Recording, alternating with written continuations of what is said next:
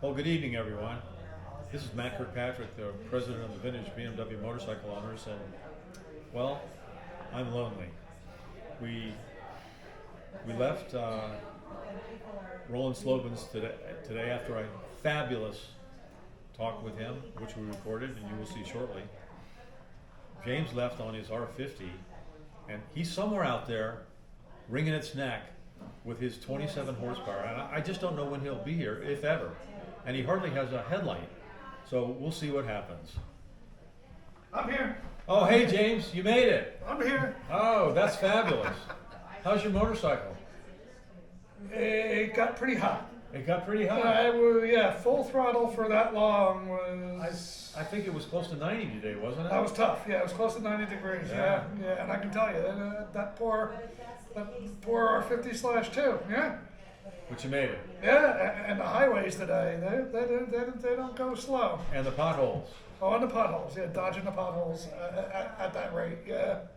Yeah. It was a good day. Congratulations making it. I'm here. You'll see a video shortly of Roland Slabon, and he is instrumental to the success of the Vintage Club, including his entire family, his wife, and especially Stephanie, who went round and round at their kitchen table and collated the bulletin, as it was known back then. Did we have a great time? It was a with Roland wonderful today? time. The roads were great. The riding was great. We did a lot of riding. We came up through Connecticut, through Massachusetts, into New Hampshire. That was great. Yeah, I mean, I think it was a good day all around. And seeing Roland was fabulous. The book signing. I am so happy I got my book signed by Roland. Did he sign your fender? He signed the fender, yes. Okay. Yeah, and you'll see that coming up. You'll see Roland signing the fender. And yeah, so it's all great. Tomorrow and the next day and the next day and the next day is unfolding. So check back each and every day. We'll generally have these up. James he performs the magic and gets them up for us all to see. So thank you, James. Yep. Well, it's a pleasure. Just remember, tomorrow we're starting with Max BMW. Then we're going to Chris Betjeman's and Betjeman Publications for book signings. I got all the books and for Chris to sign. So come on by, get him to sign your books. And then we're going to Andy Cahora's, and then we're staying in Tilton, New Hampshire tomorrow. Everything is online. All the information about breakfast, dinner, stops, times, it's all online. So you can join us anywhere at any time for any amount of time. Thank you for watching. Anything more, James? No, that's it. Thank you. Good night. Night.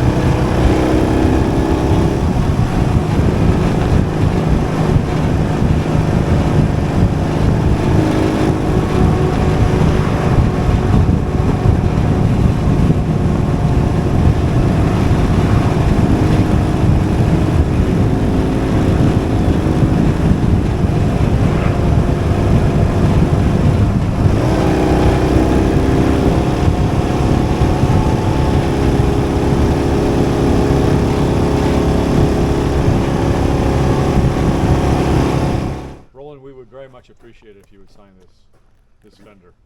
Yeah, once we get to the rally in Richmond, Virginia, the MOA rally, which will celebrate 100 years of BMW motorcycle production, this fender is going to come off and be auctioned, and the proceeds are going to go to St. Jude's Hospital.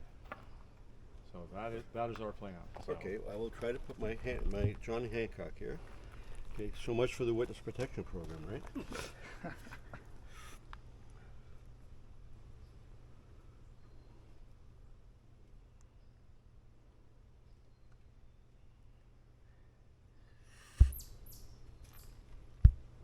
There we go. Well, thank you very much. Thank you, Roland. We're happy to do it. And hope you guys get a lot of money for this. Beautiful. This is for Mario. And I see Mario has three. Sadly, I only have two.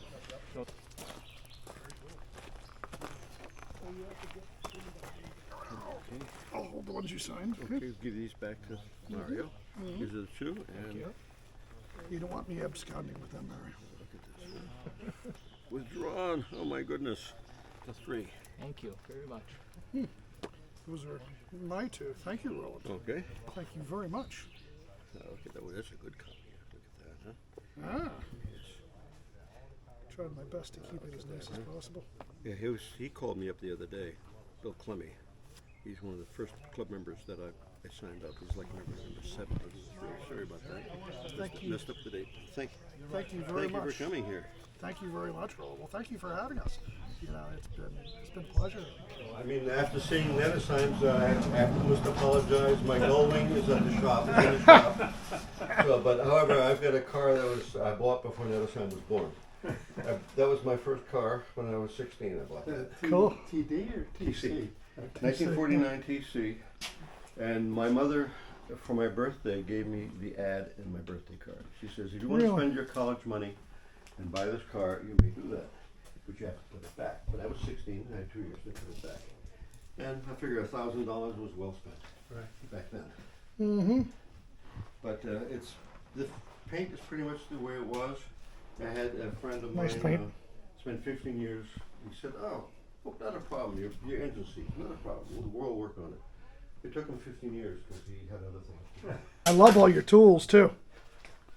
Oh yeah, I picked those up from Ewing Weiss up in Vermont. He was an old dealer that had retired, and Peter Pickett picked over all the tools before I got there. He was also into vintage stuff. This is 30 years ago. Yeah.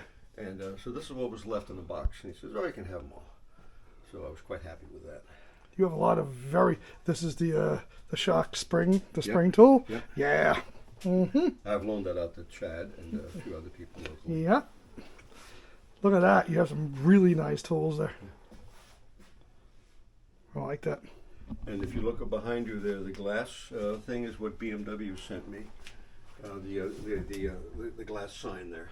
Okay, yeah. After the R12 was on display at Park Avenue, we had made signboards for all the bikes and cars. And when it was over with, Rob Mitchell boxed the thing up, put it in a box for me, and occasionally it's very thick glass. I know you mentioned in the magazine that we should keep the history of all these bikes are very important. Yeah. And Provenance. okay, I know where that one came from. There's a little brass tag from a BMW dealer in Zurich, but I don't know where it went after that. It then ended up with John Harper. I think he may have got it from Fritz Ray down in Maryland. Was a dealer who had a bunch of bikes. So from John Harper, he brought it up to one of our meets, and I still have the price tag, $2,000 on the back, and he sold it to a friend of mine who wanted it. And we spent 10 years trying to put it together. He didn't know any German, so I did all the correspondence. Then I found out from his family that he had died, and they found all the correspondence in the binder. And they said, in his will, he said he wanted me to have the bike. So I have a paper trail now, just going back that far. But I haven't done much to it, other than put it on a bench. This bench was built for me by Chad, whom he met out there, and we copied some of the benches that I think Peter Edison uses. This is gorgeous. Yeah, Now, how many of these were made? Do you know the production numbers all on right. this? Total, I think it's like 1,400. Okay. This is a Series 5, Okay. and Peter Nedison has first refusal because he doesn't have one. The Series 5 came with twin carburetor. Peter's watching this video right now. Yeah, the one he has a single carburetor with the tubes going up. Okay. The Series 5 had the twin carburetor. There's a little more compression. And this is number 51 of 104. You know, I did all the research with the people in Germany.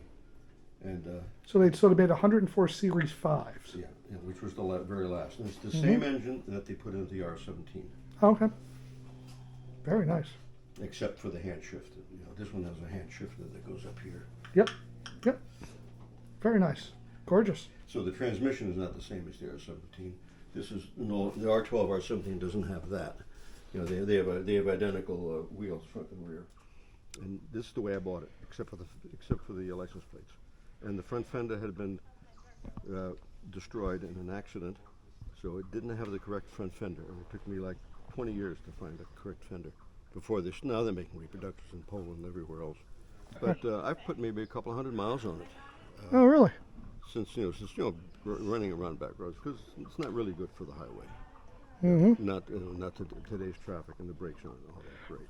Well, And what is unique nice about job. this, and if you can get a picture of it, if you look through the cylinder head from front to back, it's hollow. Hmm. The cylinder is actually hollow. You know, it's an investment cap. Okay, this one, the story behind, well, you can read it there, but you may want to take a picture of that. The story behind that is, I was looking for a I had a sidecar, a Euro sidecar, but I was looking for an original one. And I get a call from a club member in Germany with the Army. And he says, I just bought a bike from Peter Ondrak. It was going to be scrapped. And would you like to buy it when I get back to the States? So he ended up about 2 years later, in 83, 84, 85, calling me from Kansas. He says, I brought the bike back if you still would like to buy it. And what happened was, it was a German police bike. And back then you had to have, in Germany, you had to have the green card, you know, the book that went with it. yeah. So it was purchased in that condition by a police department in Rosenheim, Bavaria. Not in green, but in black. And Good afternoon, everyone. We are in Exeter, New Hampshire, at the home of Roland Slabon. Am I pronouncing that That's correctly? correct, yes. Okay. And he has very graciously shown us his collection of motorcycles and where they came from and things like that. What is your member number, Roland? Number 41. Okay. It's my understanding that several other people started the club and then abandoned it and or stepped aside, and you took over. Would you please tell us about that? All right, the first issue that I received, which was handed to me by someone else, had the first 17 members, among them Jeff Dean and his wife, Dwayne Arsherman out in California, and a good friend of mine, number 21, Craig Trottier, who got me involved in the club. And he said, you have to join this club. Call up John Harper in Alabama and send him $5 and you'll get a magazine. And 6 months went by. You know, this obviously goes on today still. And I never got a magazine. So I finally called John and he said, well, Jeff did 3 issues and he's busy now at the university. Would you like to be editor? And the only reason he wanted me to be editor is because I could translate German. And I'd done some little bit of research. And I had not even bought a bike at that time. My neighbor got me interested in it. So he dictated to me over the phone the first 42 members. I joined number 41, and 6 months later, number 42 joined. So he dictated to me the membership roster, and I started typing out the magazine, the Vintage Bulletin on the IBM Selectric. Did it all cut and paste. You know, this is before home computers. This is 1973, 74, and I did it all cut and paste. And I found a guy at Raytheon where I was working in the print shop who, for a beer or two, would do the printing for me.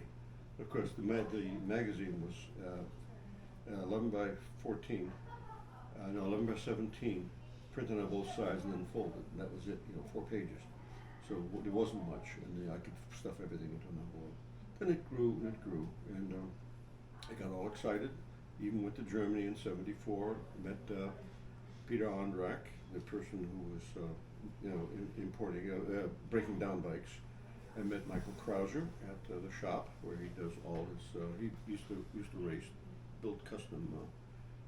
He built the KTM, the Krauser bike that he built, which was a 4-valve head 750 or 1000, I think, twin. And then I went to the BMW Museum, and I met a person named Hans Fleischmann, who was the archivist. And he said, he gave me my plastic shopping bag, and he says, walk through the aisles and take whatever you want. If there's only one on the shelf, leave it. So I came back with a stack of photographs and copies of manuals and things in order to keep the bulletin going, the magazine going. And then he took me across the street to meet Schorsch Meyer, the one who won the Tourist Trophy. BMW had given him a dealership when he retired from racing, and he they had like the postcards we have now. He handed me a postcard and he signed it for me with his little felt pen, which I have framed now. And we had a nice little chat. Having been born in Germany, I was able to converse, with most people over there. Unfortunately, I used to speak a lot of German with my mother. She's now passed along a good 20 years ago, so I have no one to speak German with. So my German has gotten quite rusty. I can still read it and write it, but my conversation in German is gone. So I want to get this correct. You started to help with the magazine and with the club even before you owned a BMW yourself. Yeah, my neighbor Harold Kent, who's introduced me to this number 21 Craig Crowdier, had purchased a BMW R60/5, a black one, and he said, Roland, you're sitting home in the doldrums. Your wife has left you. You're going through divorce. You need to learn how to ride a bike. So he loans me his wife's Honda 175. And I got a learner's permit in Massachusetts. I learned how to ride in my backyard. Fell down a lot, but it's on grass, right? So we went on, he said, let's go up to Laconia, for Bike Week. So he led with his black R60/5, and I followed a little Honda. Got off the bike, and I'm like this. And he says, well, on the way back, he said, you did pretty good. On the way, let's switch. And I was sold from then on. Now, while I was up there, I saw a couple of old bikes. One was a Moto Guzzi Falcone from the late 40s. Mm-hmm. Exposed flywheel, bright red bike. And next to it was parked an what I now know as an R67 II. And I said, oh, I've got to have this right. Never found out who the owners were, but I did find out right thereafter a ad in the Boston Globe for an R51 II in 1850 with a man who was down in Fall River, Mass. $500. Bought it sight unseen over the phone, and Harold Kent and I went down the next day to pick it up, and there were guys waiting there hoping that I wouldn't show up, right? And the engine was not original, but the rest of the bike was original. Now I realized that this bike looked like the one I had photographed at the races, and I tracked down the owner. The New Hampshire, Massachusetts wouldn't give me the name of the owner based upon the license plate, but around the license plate frame was a ham radio call sign, W1AAF. So I called the ham radio league, and they said, "Oh yeah, that's Lou Rizzoli down in Marblehead, Mass." So I sent him a copy of the magazine, and I said, "I think I have a bike just like yours. I saw here a picture of yours. I even put a Polaroid in there with it. And do you have any parts?" His widow contacts me. She said, "Oh, poor Lou died 2 weeks after he took that picture." And I've since sold off everything. And I have 2 bikes left. Would you like to buy them? One was his R67 II, and the other one was the R12. I couldn't afford to buy both. My neighbor bought the R67, and I bought the R12. And from then on, it just ballooned and ballooned. I think I've gone through maybe 35 bikes, 2 Zundeps, 2 Nortons. One was an International, which I should have kept. A Vincent, Comet 500. A couple of Hondas. I bought Susan, my wife, as an engagement. Instead of an engagement ring, I bought her a Honda 350 4-cylinder. And I said, "Hey, That's a keeper. so instead of 1 ring, you're getting 16 rings, right? Or 12 rings." And she went on a couple of rides with us and really enjoyed it. Like this, You had to pry her off the handlebars afterwards. But I ended up selling it. I wish I had not sold it. We just had too many bikes. And I ended up with a couple more R12s. friend of mine had bought a bunch of bikes from another collector, among them an R4, a one-cylinder 400cc 1930s bike, an R71, and another R12. So I brought them all home. Couldn't afford all of them. Put an ad in our little magazine. A guy in Olympia, Washington, bought the R71. I could never get it to run, and I shipped it to him, and he says, "Oh, the reason I couldn't get it to run, you're missing a float in the carburetor." I didn't know. So he was happy with that. I sold the R4, and we did the feature on the R4 in one of the magazines, and the R12 I think went to John Lacko, and amongst all this correspondence, Craig Vetrick in Mississippi wanted an R17. And sort of lo and behold, 6 months later, I get a letter. "I have an R17. Don't you remember writing to me 20 years ago?" And I never put it back together, and would you like to buy it? So I told it to Vetch, and I went up with my wife's station wagon, and we loaded the R17. Everything was down to the last. The connecting rods were still on the crank. Everything else was apart. And I brought that down, shipped it to Vetch by UPS, everything in pieces. The whole bike went UPS except for the frame. Everything was in little boxes, and the frame and the wheels were just taped up. And that's the R17 that you see all over the place now. Well, you what I hear you telling is a story. In your mind, we need to establish this for everyone that's going to look at this. What year did you put your foot in and say, I am very active with BMW motorcycles? What year was that, would you say? I would say within a year of starting the newsletter. Which was what year? Picking up the newsletter from John Harper and Jeff Dean. I would say that was 1973. Okay. In 74 is when I started buying a few bikes. And then I realized I was getting correspondence from all over the world. And of course, we didn't have internet then. Didn't have email then. So I was getting letters. I'm still finding letters upstairs now that I should have answered, 30 years ago. We want to apologize to anybody who wrote those letters, and didn't get a response, but maybe you still will. Well, there's one letter. I think my son, when we went up to Canada, I found a letter, and the guy sent $20 Canadian to join the club. And I remember writing on there, his number is such and such. I never took the Canadian money because the bank wanted a fee to convert the money. So I gave it to my son when we went up to Canada last year, and this was the old Canadian money. I guess they call them loonies or something. He tried to spend it, and the guy at the gas station didn't want it. He said, I don't think this is any good. But then somebody else came out and says, oh yeah, the bank is still honoring them. So a couple of things that our observers may not be aware of. You started into BMW motorcycles, and the very moment that you did, you started accumulating knowledge. You had correspondence going, did I want to buy this, did I want to buy that?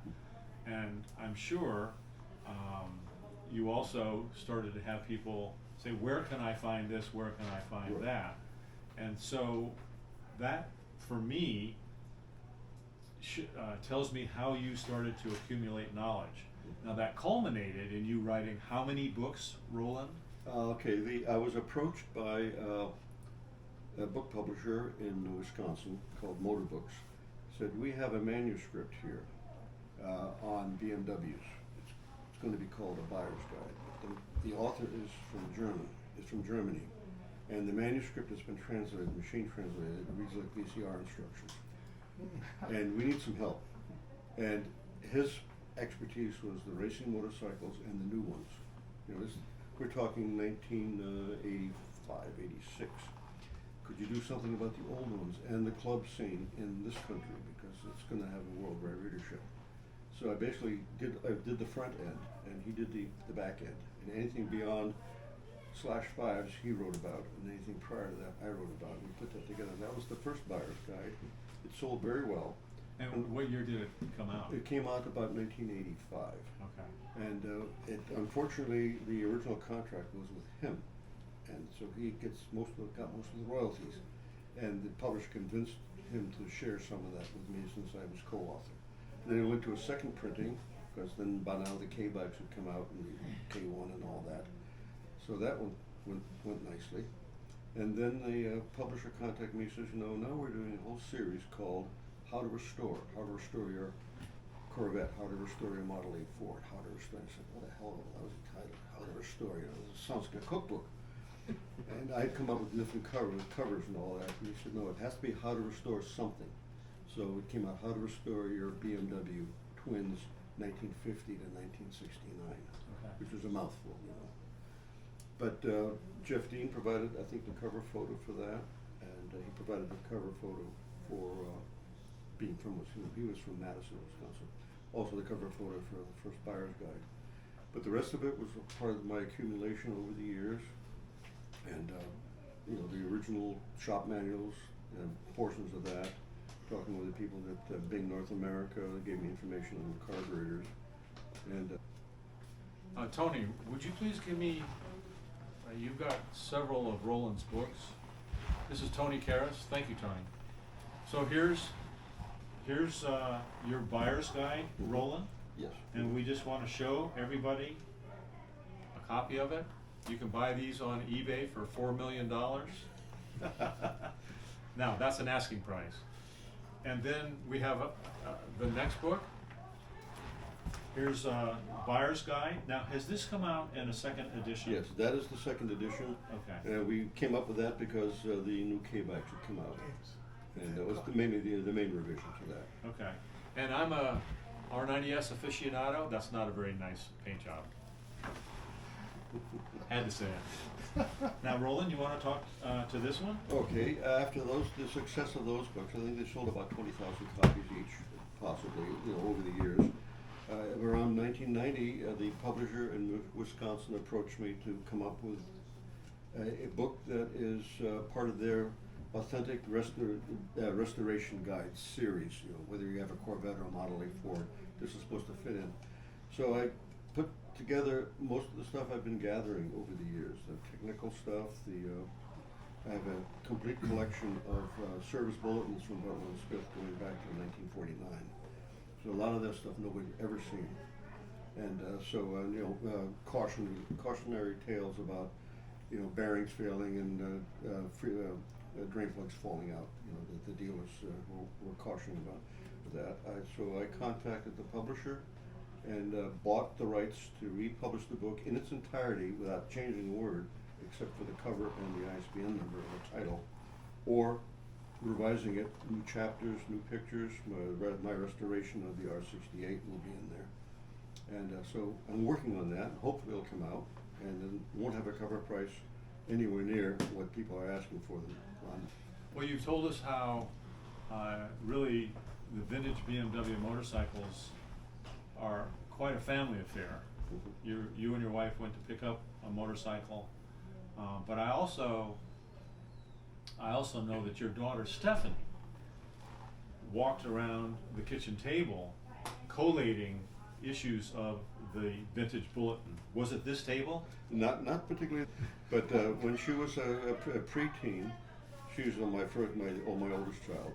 We would all sit around the table, because back then the magazine was much smaller. We put them in large manila envelopes, and I had a little machine that would print labels, and we'd peel off stamps, because the postage at that time was 58 cents or something. We'd peel off a couple of stamps. My mother and uncle from Vermont, in their 80s, would come down and help stuff. And my mother was very OCD. She would make sure that they were exactly bundles of 10, and she would count the reel of stamps as they came off to make sure that we didn't lose any. And then as my children got older, my other daughter, Elena, was about 3 years younger than Stephanie, would help, and then my son would help also. It's a true family affair. Yes. Really In is. fact, my son now has more motorcycles, more BMWs than I have. Excellent example, Roland. Mhm. So when did you semi-step down from the Vintage Club? Okay, Become less active? Yeah, things were getting a bit out of hand. I was getting, writer's cramp, and I was getting burnout. My mother had died in the 90s, and my uncle, who had raised me since I was a child, my father died when I was very young. He died, so I had to settle both estates. And that's when, if you look at the list of our magazines, there's certain gaps there where I couldn't fulfill the commitment. And then Jeff Yost approached me, and along with Jeff Carpenter, they said, let's make the magazine a bit more professional. You know, stop doing the cut and paste stuff that you're doing, and maybe have a color cover or color interior, and you'll go to more pages. And Jeff Yost said, and raise the dues. So the dues went from $5 to $8 to $12, and then suddenly to $25. We lost a whole lot of members because of that. Although you couldn't even fill it, your tank of gas was $25 back then. And then Jeff dropped out, I think for health reasons, Jeff Yost, and the club was taken over by Mac here with a lot of volunteer help. You know, my problem was I did everything myself. You know, people would submit material, but everybody wanted to be secretary because then they could look at the ads first. But you know, no one wanted to do the writing and the assembly and everything else. Well, I can definitely remember Jeff Yost's fabulous pictures. He just, his photography was really great, and we miss that. Mm-hmm. I mean, So- we went to Peter Nettesheim's when Peter Nettesheim was involved with the introduction of the R7 that had all been restored, and all the dignitaries from Germany were there, and I was invited with my son, and we toured the Nettesheim museum and facilities, and there's the R7 sitting there, and there's 5 or 6 R32s, and there's a Rolls-Royce Merlin V12 motor in the corner, and of course in the museum itself, you know. And I said, well, I'm a bit behind the times. I think it's time to quit collecting. About what year was that when Oh, that you was- stepped down as editor? I think I stepped down about 2003, 2004, just prior to us going to the Mid-Ohio. That was in 2004 when BMW was the featured marque, and that was a big setup between Jeff Yost and Jeff Carpenter. I think at that event, one of the race bikes from the Superbike era of 1976 was bought by BMW. Yes, I think they bought either I think it was Richard Liebman's bike. What was his name? It was either one of the bikes run by the Liebman family, which were racing for Butler and Smith, or I forget the other one, the R90S that was being raced. Yeah, I forget that guy's name. Michael would know. He's got they had a big poster of it. So when you cut back with the club, you remained as a member of the board. Yes, as a trustee and as a contributor, but Jeff Carpenter had organized, tried to get the club on a good financial, more financial stable thing, because we were losing money really, because the costs were going up and yet we're not gaining any members. And so he and Jeff Yost, the two Jeffs, worked together and reincorporated the club, because we had been lax in keeping our incorporation active from Massachusetts to New Hampshire. Because it was reincorporated in Ohio, and I think it still is, as a nonprofit 501c, which we never really were. We never did all the proper paperwork. And that was being in IT. That was the last thing I wanted to do, was doing more IT.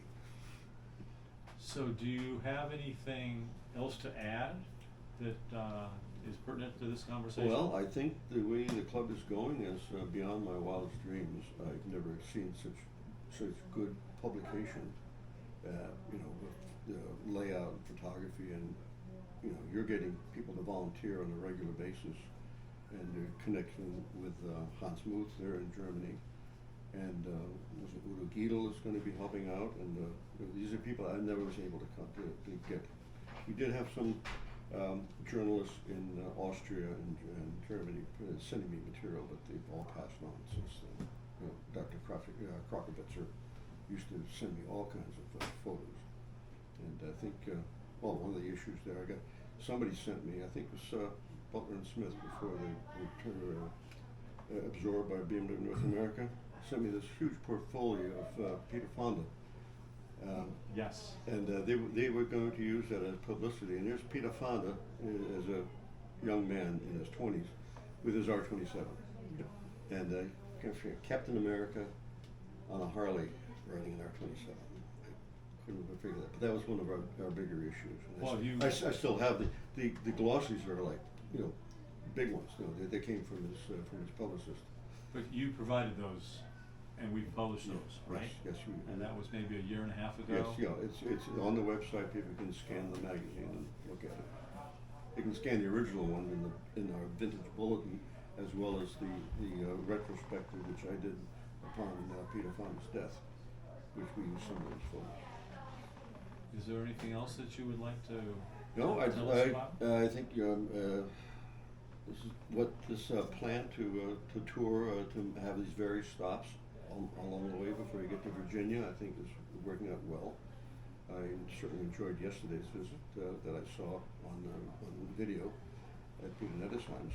And again, I'm looking forward to wherever you stop next. I'm looking forward to having breakfast with you guys tomorrow, and maybe going over to Max's. Okay. Well, James Wonder has set up this entire trip. He's organized all the hotels and the restaurants. He contacted you, he set up everything. So he's responsible for all of this. So just to advise everybody, if you don't like this, please complain to him. Thanks, Mac. There's the German. There you go. There's the German copy It's a German version of your book. I want to thank you for this interview, for inviting us to your home, for the meal, for breakfast tomorrow morning, but most of all, we all in the vintage community owe Roland a debt of gratitude, because we would not be doing this. We would not have the magazine. We would not have the club. We would not have all the fabulous resources that are at our website, which are continually increasing, without Roland's. How many decades of did you work at this? 32 years. 32 years, and he's still contributing. So Roland, thank you very much. Thank you, and I'm glad that the club is in good hands now and progressing as it is. Thank you, Roland. Thank you. Mhm.